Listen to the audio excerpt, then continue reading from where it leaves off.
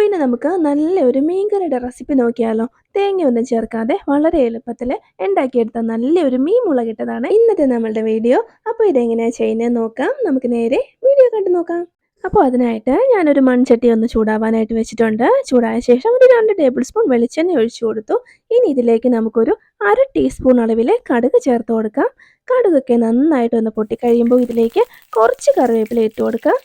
ഇനി ഒരു ചെറിയ കഷ്ണം ഇഞ്ചി നന്നായിട്ടൊന്ന് ചതച്ചത് ചേർത്ത് കൊടുക്കാം. ഒപ്പം തന്നെ ഒരു വലിയ പച്ചമുളക് ഒന്ന് ഒടിച്ചും കൂടി ഇട്ട് കൊടുക്കുന്നുണ്ട്. ചെറുതായിട്ടൊന്ന് ഇളക്കി കൊടുത്താൽ വഴറ്റിയെടുക്കാം.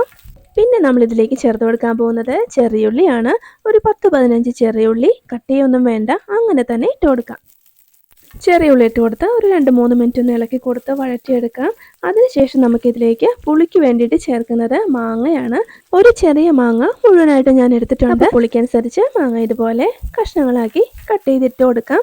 മാങ്ങയ്ക്ക് പകരം ഇതിലേക്ക് കുടംപുളിയാണെങ്കിലും 1-2 പീസ് ചേർത്ത് കൊടുക്കാവുന്നതേ ഉള്ളൂ. കൂടെ തന്നെ ഒരു ടേബിൾ സ്പൂൺ ഉപ്പും കൂടി ചേർത്ത് നല്ലപോലെ ഒന്ന് ഇളക്കി കൊടുത്ത് ചെറുതായിട്ടൊന്ന് വഴറ്റിയെടുക്കാം. ഒരു 2-3 മിനിറ്റ് ഒന്ന് ഇട്ട് വഴറ്റിയെടുത്താൽ മതി.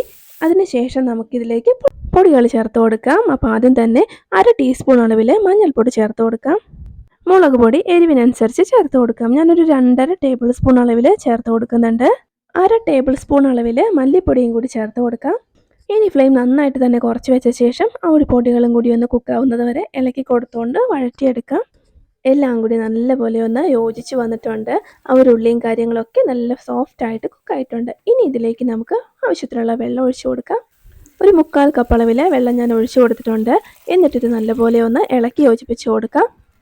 നല്ലപോലെ ഒന്ന് ഇളക്കി കൊടുത്തു കഴിഞ്ഞാൽ പിന്നെ ഇത് ഹൈ ഫ്ലെയിമിലിട്ട് നന്നായിട്ടൊന്ന് തിളപ്പിച്ചെടുക്കാം.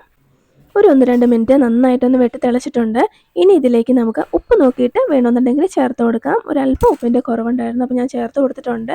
നന്നായിട്ടൊന്ന് മിക്സ് ചെയ്ത് കൊടുക്കാം. എന്നിട്ട് നമുക്കിതിലേക്ക് മീൻ കഷ്ണങ്ങൾ ചേർത്ത് കൊടുക്കാം. 1/2 കിലോ അളവിലുള്ള കിളിമീനാണ് ഞാൻ ഇതുപോലെ ഒന്ന് കട്ട് ചെയ്ത് റെഡിയാക്കി എടുത്ത് വെച്ചിട്ടുള്ളത്. ഇത് നമുക്കിങ്ങനെ അങ്ങിട്ട് കൊടുക്കാം.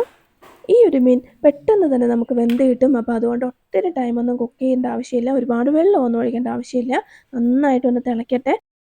നല്ലപോലെ തിളയ്ക്കുന്നുണ്ട്. അപ്പോൾ ഇനി നമുക്ക് ഫ്ലെയിം കുറച്ച് വെച്ച് ഇതൊന്ന് അടച്ച് വെച്ചിട്ട് വേവിച്ചെടുക്കാം. കറി നന്നായിട്ടൊന്ന് വറ്റി വരട്ടെ. ഇപ്പം നല്ലപോലെ വറ്റി ആ ഒരു എണ്ണയൊക്കെ തെളിഞ്ഞ് നല്ല പാകത്തിന് റെഡിയായി വന്നിട്ടുണ്ട്. ഉപ്പും പുളിയൊക്കെ ഞാൻ നോക്കി നല്ല കറക്റ്റാണ്. അപ്പോൾ ഇനി നമുക്ക് ഫ്ലെയിം ഓഫ് ചെയ്യാം.